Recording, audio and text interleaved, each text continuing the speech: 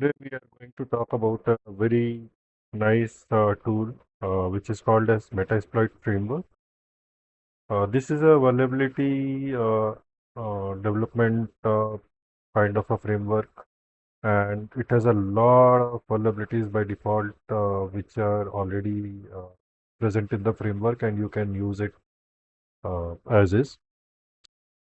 There is a commercial version as well, but the free version works fine for most of the cases. This project was basically started by H.D. Moore in about year 2003 and then later acquired by Rapid7, but it remained as an open source and free to use application. Uh, it is completely written in Ruby, so uh, making changes would mean that you would have to know a little bit of Ruby. But mostly you don't need to do any changes to the framework most of the time, if you are just using it for normal pen testing. If you want to write script for it, if you want to extend it, if you want to develop more uh, exploits with Metasploit, then probably you need to know Ruby. But if you are at that stage, then coding in Ruby should not be a problem anyways. So enough of information about Metasploit. Let's see how we use it. Before I show you anything else about Metasploit, let me show you the power of Metasploit, right? So I will just say MSF console, and I already have a Windows 7 clone running for demo purposes. So I will use that. And for Windows 7, we know that there is a eternal blue vulnerability. So if we just search for eternal blue, then you will see something like this. Now I am using the latest version, but if you are not using the latest version, then the output might look a little bit different. As you can see with the uh, latest version, uh, i- along with the vulnerability, and it also shows various targets. So if I want to use it for Windows 7, I can just use this 2 and it will automatically set the target to Windows 7. If I use 5, then it will automatically set the target to Windows 8. Since I am using Windows 7, I'll select target 2, and for this I don't even need to type anything. I can just say use 2, and as you can see, it immediately selects Windows SMB MS17010 Eternal Blue. And if I look at the options, then you can see that the target is also selected at Windows 7.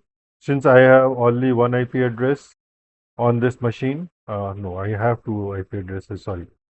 But it selected the correct IP address for me. If I just do IP address, you can see that I have one IP on 192.168.75 address and the other one on 192.168.235.129 address.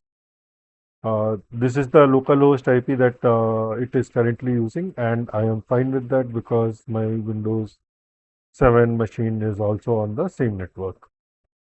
Now, we will not go into a lot of details of what we are doing here, but I just wanted to show you the power of Metasploit, right?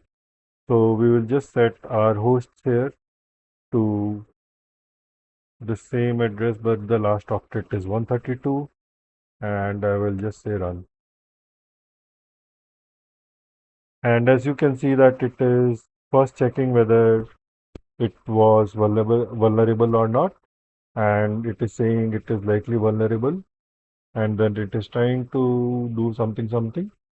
But finally, what I get is a prompt here which says Meterpreter. Again, we will not go into what Meterpreter is and how to use it and all those. We will go to it some other day, but today I just wanted to show you the tool.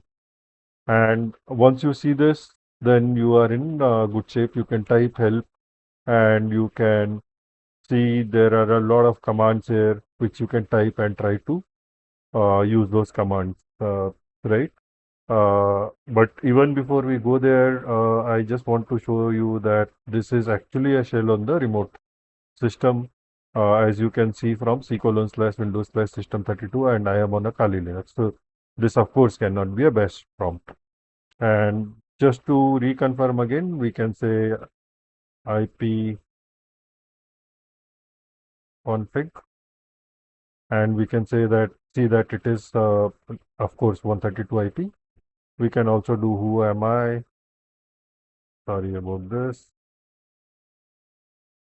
but let's say who am I, and you can see that I am anti-authority system. This was the biggest problem with Eternal Blue, that it will directly give you a shell with anti-authority system, which is the highest privileges on Windows you can ever have, right? So as you can see that this tool in wrong hands could be really bad if you have some vulnerabilities which exist, but in good hands and in penetration testers hand, this can save you a lot of time, and we will go into a lot of other details of how to use this tool and so on and so forth.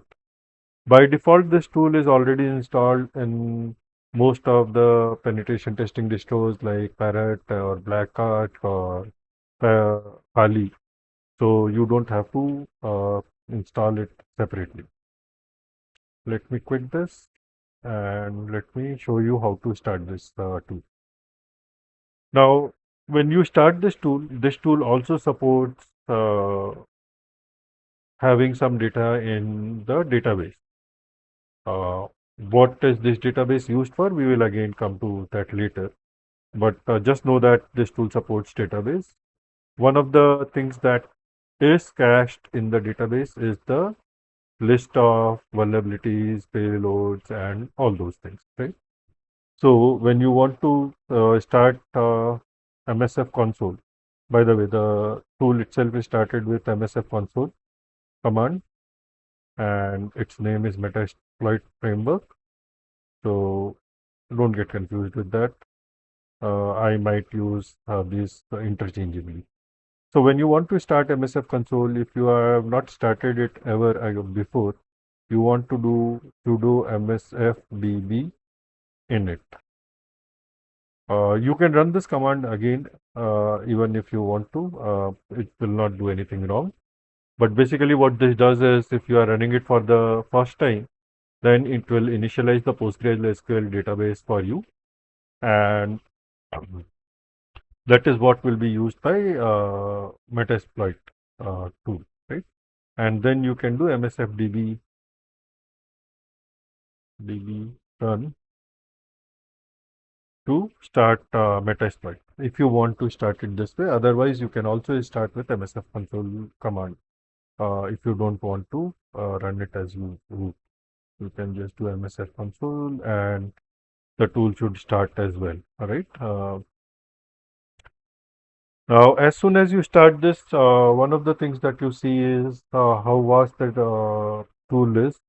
You can see that there are about 2.5K exploit, 1.2K auxiliary modules, 431 post modules, about 1.5K payloads, 49 encoders, and 11 no ops, along with 9 evasion systems, right? We will probably look at some of them. Of course, we cannot look at all of them, because if you do, probably it will take us few years to look at all of those. And you also don't need to look at all of those, right? The most important thing that you need to know is you can search for anything. We have seen this sometime back when I was searching for Eternal Blue for Windows 7. But this is where the DB is very important. If you did not start your DB, the tool will still work. It will not complain about anything, but the search will be very slow. So ensure that you do a MSFDB init and MSFDB run for the first time when you are starting the tool. And if you are using it every time you start Kali, and if you become so fond of this tool, then don't forget to basically set PostgreSQL to start automatically on your startup. But anyway, once you have found this, you can just do a search. You will get a list of exploits that are available. You can use the name of the exploit or the number that you are seeing here for the exploit. In the search output itself, you can see what was the disclosure date, what is the rank, does it have a check, and the description. The check basically ensures that if you run the check, it will be able to find out whether the target is vulnerable to this or not. The rank is basically how good the exploit is, right? Great or excellent exploit means that generally it will always work and there are much lesser issues with this. The other thing you can do is you can just do a info and the number that you are seeing here. For example, I used two earlier, right? So this was for Windows 7 double eternal blue. So if we do this info 2, you can see much more information about this vulnerability and what it does and so on and so forth, right? You can see that this has a Metasploit framework license. This is for platform Windows. This is the exploit name and rank is average. This is disclosed on this date and this was provided by so many people, right? Probably they have contributed, one person or two persons would have created it and then others would have provided the other variations of the target or modified it. That's besides the point. Point is that it gives you all the information about this specific vulnerability or the module that you are using right now.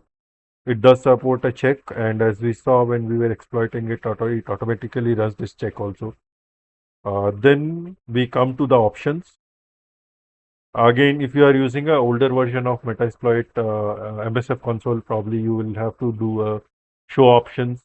But in the recent version, show word is optional, and you can just say options, and it will show you the options.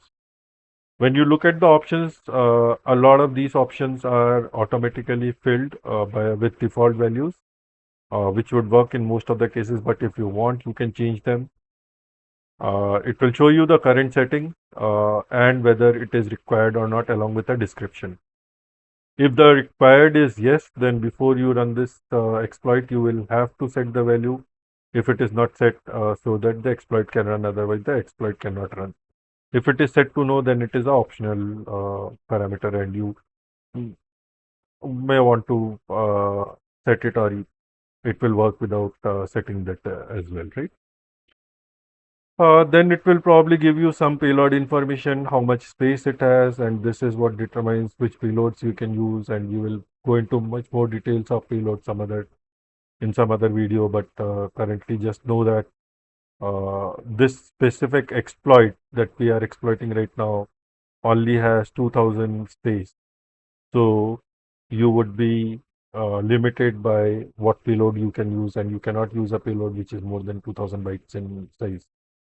Then it will have the description. This description also has the references, which also takes you to all the CVs that are associated with this and whatever other references they can find. And if this, so there is another name for this, right? You can also do info minus D and then this number. Uh, and this will generate a HTML file which it should open in my Firefox browser. And this you can see in my Firefox browser now.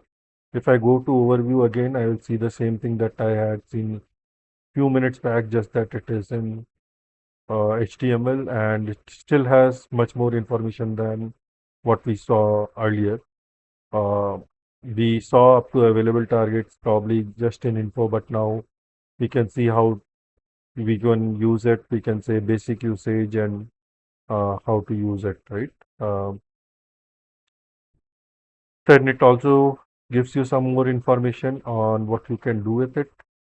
And in knowledge base, it shows you what is the vulnerable applications, what are the verification steps, what are the options, and how you can set them.